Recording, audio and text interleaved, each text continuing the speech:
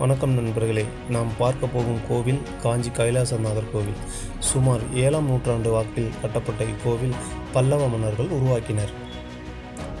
பல்லவ மன்னன் மகேந்திரவர்மன் பல திருப்பணிகளை செய்த போதிலும் அவனுக்கு தீராத ஒரு ஆசை இருந்தது. மண், மரம், செங்கல், சுண்ணாம்பு, உலோகம் ஏதுமின்றி ஒரு அற்புத ஆலயத்தை அமைத்திட வேண்டுமென்று அவனுடைய ஆசை. அந்த மன்னனின் பெருங்கனவினை அவனது மரபில் வந்த அரசன் ராஜசிம்மன் நிறைவேற்றினான். அதாவது 2ஆம் நரசிம்மவர்மன்.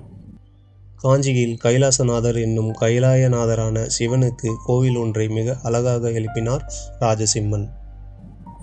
இக்கோயிலை தென்திசை கைலாயம் என்று அழைக்கின்றனர். இக்கோயிலின் அமைப்பு மாமல்லபுரத்தில் உள்ள சிற்ப கோயில்களை ஒத்துள்ளது.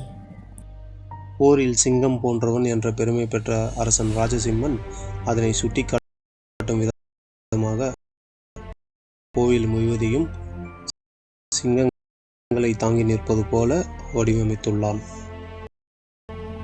கோவிலுக்கு முன்பு மிக பிரம்மாண்டமாக நந்தியும் அமைச்சிருக்காங்க. இக்கோவிலை சுற்றி யாழிப்படை கொண்ட மதில் சுவர் அமைச்சிருக்காங்க. இது மட்டுமின்றி இந்த கோவிலின் சுற்றுச்சுவர் 58 ஆலயங்களால் வடிவமைச்சிருக்காங்க. ராஜசிம்மனால் ஆரம்பிக்கப்பட்ட கோவில் 3ஆம் மகேந்திரவர்ம பல்லவனால் கட்டி முடிக்கப்படுது. காலப்போக்கில் பல மன்னர்களின் படையெடுப்பால் இந்த கோவில் நிறையவே பாதிப்படையுது. 1958ஆம் ஆண்டு பழங்கால நினைவு சின்னமாக இந்திய தொல்பொருள் ஆய்வுக்கு கொண்டு வராங்க இந்திய அரசாங்கம்.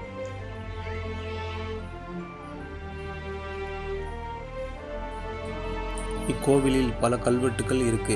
இவை கிரந்த எழுத்துக்களால் எழுதியிருக்காங்க. கருவறையை சுற்றி அமைந்துள்ள குறுகிய பாதை ஒன்று இருக்கு. இதனை சுற்றி வந்தால் மறுபிரிவு இல்லை என்று சொல்றாங்க. சோழர்களின் கட்டிடக்கலைக்கு முன்னோடி என்றே நான் சொல்லுவேன் இந்த கோவிலை. இதன் சிறப்பு என்னவென்றால், தமிழ்நாட்டில் முதலில் கோபுரம் அமைத்து கட்டப்பட்ட கோவில் இதுதான். இந்த கோவிலில் பார்த்தீங்கன்னா ஆங்காங்கே ஓவியங்கள் காணப்படுகின்றன மற்றும் கிரானைட் கல்லால் அமைந்த லிங்கம் 16 முகங்களையே கொண்டுள்ளது. இந்த கோவில் காலையில் 9 மணி முதல் 12 மணி வரையும், மாலை 4 மணி முதல் இரவு 8 மணி வரையும் திறந்திருக்கும். காஞ்சிபுரம் பேருந்து நிலையத்திலிருந்து சுமார் 2 கிலோமீட்டர் தொலைவில் அமைந்துள்ளது. இந்த கோவிலை அனைவரும் ஒரு முறையாவது கண்டிப்பாக வந்து பாருங்கள்.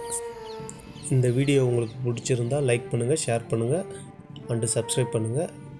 தேங்க்ஸ்.